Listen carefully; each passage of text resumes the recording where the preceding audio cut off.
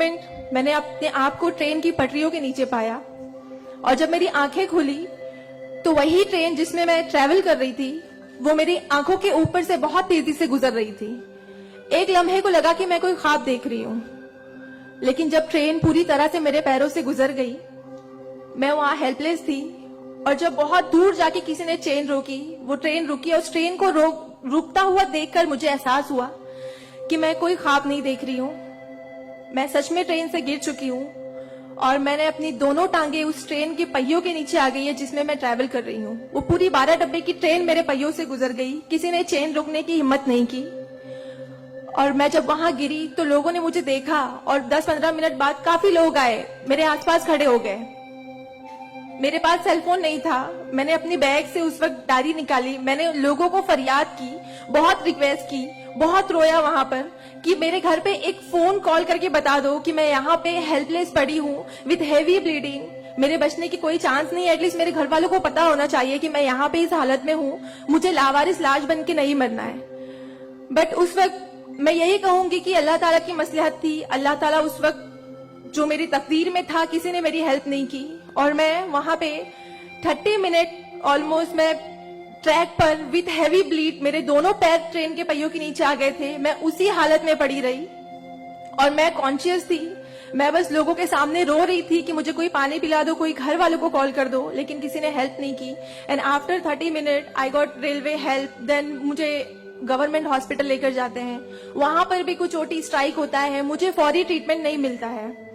And then मेरा accident सुबह 11 बजे होता है, और मुझे 6 बजे जब मेरी फैमिली प्राइवेट हॉस्पिटल लेकर जाती है, then I got a treatment. And उसके बाद 16 साल की थी मैं जब मेरे साथ ये एक्सीडेंट हुआ। आप समझ सकते हैं 16 साल की उम्र में 1 मिनट में मेरे 2 पैर कट गए थे, मैं डिसेबल हो गई थी, मैं हेल्पलेस हो गई थी, मैं खुद से उठ नहीं पा रही थी, ना बैठ पा रही थी, ना एक तरफ से दूसरी जगह मूव हो पा रही थी।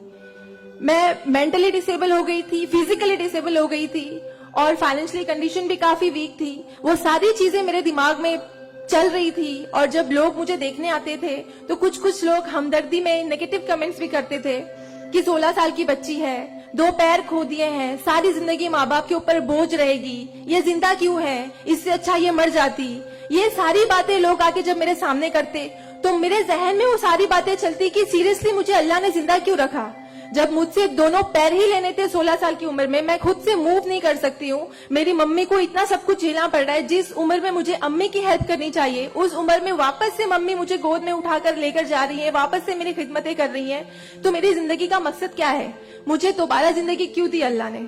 मैं बहुत शिकायतें करती थी अल्लाह से, मैं बहुत रोती थी, लेकिन उस मुश्किल वक्त में मेरे कॉलेज, मेरे स्कूल टीचर्स और बहुत से ऐसे नेक बंदे भी थे जिन्होंने मुझे हौसला दिया। उनमें सबसे पहले मेरी फैमिली आती है, मेरी बड़ी सिस्टर की फैमिली आती है। मेरी मम्मी ने मुझे एक जुमला कहा जो जिंदगी भर, और मैं हर फंक्शन में बोलती हूँ, वो कि बेटा तुम रो मत, तुम्हारे साथ आज जो ये हादसा हुआ है, अल्लाह ने तुमसे सिर्फ 2 पैर लिए हैं, तुम्हारे पास तुम्हारा दिमाग है, तुम इतनी फास्ट ट्रेन से गिरी हो, तुम्हारे सर पे चोट लग सकती थी, तुम्हारी जान जा सकती थी, लेकिन अल्लाह ने सिर्फ तुमसे 2 मामूली पैर लिए हैं। क्या पता फ्यूचर में तुम्हारे लिए बहुत कुछ रखा हो। तब मुझे बातें उनकी समझ नहीं आती थी, लेकिन अल्हम्दुलिल्लाह अल्लाह का लाख लाख शुक्र है कि आज इस मौके पर जब लोग मुझे एज अ इंस्पिरेशन समझते हैं, एक आइडियल करते हैं, तो मुझे समझ में आता है कि मेरी अम्मी सच बोलती थी कि हौसला रखो, सिर्फ 2 टांगे गई है। आज मैं जब अपने प्रोस्थेटिक लेग से चलती हूँ तो लोगों को पता नहीं चलता कि मेरे पास 2 पैर नहीं है, मेरा एक पैर थाइस के पास से नहीं है, दूसरा नी के पास से नहीं है, बट लोगों को ये अंदाजा नहीं होता है। तो बस मेरी अम्मी ने जो एक बात कहा था कि अल्लाह पे यकीन रखो बच्चा, तुम्हारे साथ जो हो रहा है और जो होगा वो सब अल्लाह ने प्लान किया हुआ है, तुम बस हिम्मत मत हारो कभी भी, और बस डटे रहो अपने जुनून के पीछे कि तुम्हें डॉक्टर बनना है। तुम्हारी 2 टांगे नहीं तो क्या हुआ, तुम्हारे पास दिमाग है, तुम ज़हीन हो, तुम आगे बढ़ो।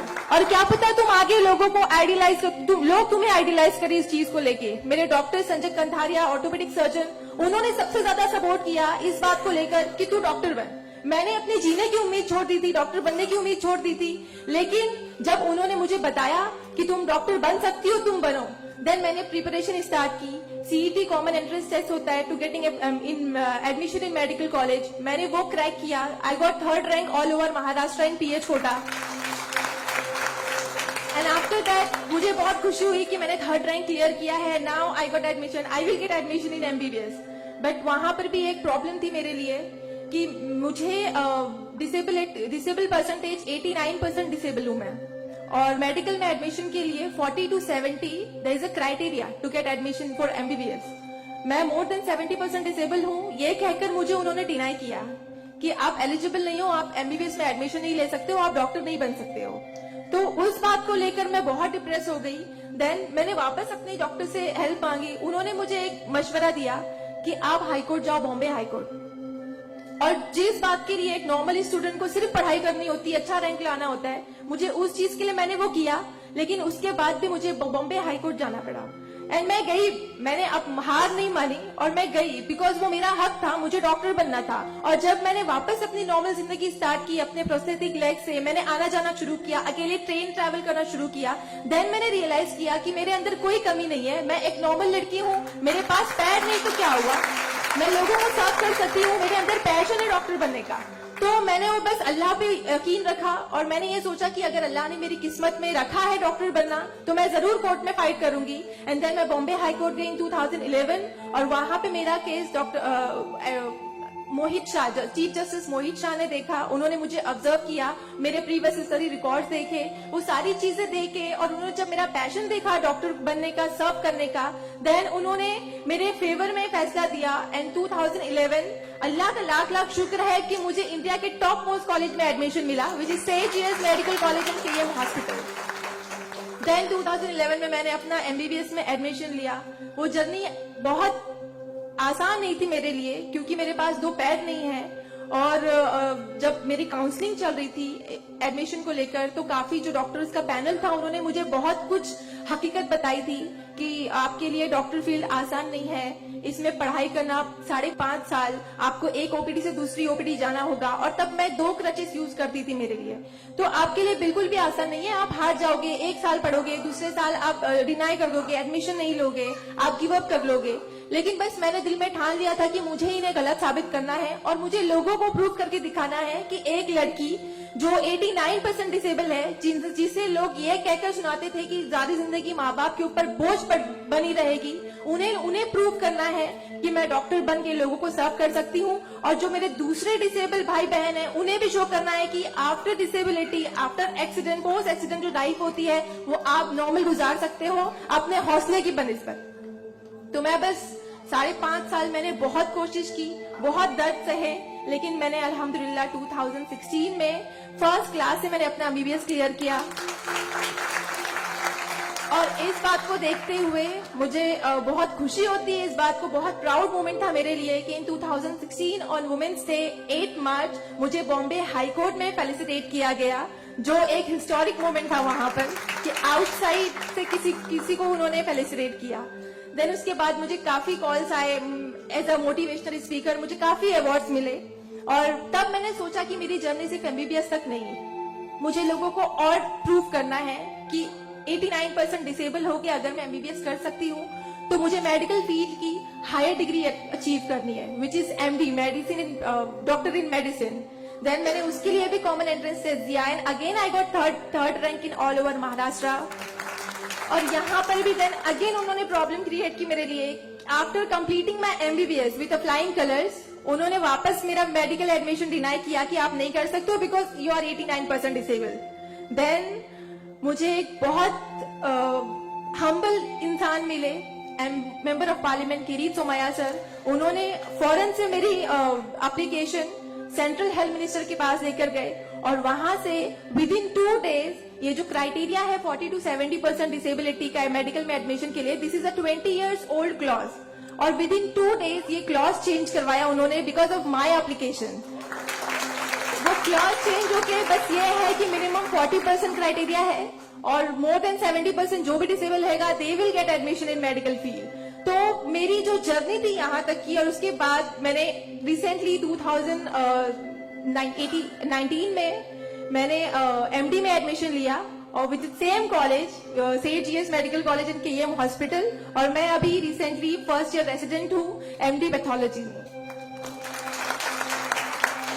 मेरी जो यहाँ तक की जर्नी है मैंने बहुत अच्छे से तो नहीं बताया आपको, लेकिन बहुत सारी बातें मिस है इसमें, बिकॉज मेरे पास टाइम नहीं है, आप लोगों को भी लेट हो रहा है। लेकिन ये सारी जो मेरी जर्नी है, ये सब बताने का मकसद यही है आप लोगों को कि जिंदगी में देखो चाहे कुछ भी प्रॉब्लम आए, बिकॉज मेरी लाइफ में मुझे लगता है कि सारी प्रॉब्लम्स थी, फाइनेंशियल प्रॉब्लम्स थी, फिजिकल प्रॉब्लम थी, मेंटल प्रॉब्लम थी, सारी की सारी ऑड्स थी मेरी लाइफ में। लेकिन मैंने बस 2 चीजें ध्यान में रखी।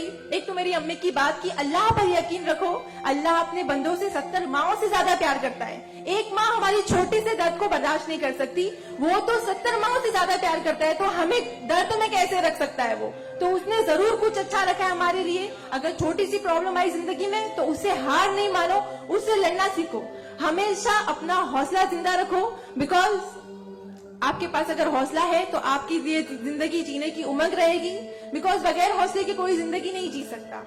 तो आप लोग प्लीज, अगर छोटी से छोटी प्रॉब्लम भी आए, कोई भी परेशानी आए, आप लोग लड़ना सीखिए और जिंदगी जीना सीखिए। बिकॉज मेरे एक्सीडेंट के बाद मुझे लगा मैं इतनी सारी कोशिशें नहीं करती तो मैं आज यहाँ पर खड़ी होकर एज अ डॉक्टर आप लोगों से इंटरेक्ट नहीं हो रही होती। तो बस कभी भी हार मत मानिए। और ये एक शेर है आप सबके लिए, हौसले की तुर्कश में कोशिश का वो तीर जिंदा रख। तरकश मतलब जिसमें तीर रखते हैं। हौसले की तरकश में कोशिश का वो तीर जिंदा रख, हार चाहे जिंदगी में सब कुछ, हार जा चाहे जिंदगी में सब कुछ, मगर फिर भी जीतने की उम्मीद जिंदा रख। Thank you so much, thank you all of you, मुझे इतने अच्छे से सुनने के लिए। और मैं बहुत ज्यादा थैंकफुल हूँ डॉक्टर अनिल सर की और भारत विकास परिषद की कि उन्होंने मुझे इतना सुनहरा मौका दिया आप लोगों से इंटरेक्ट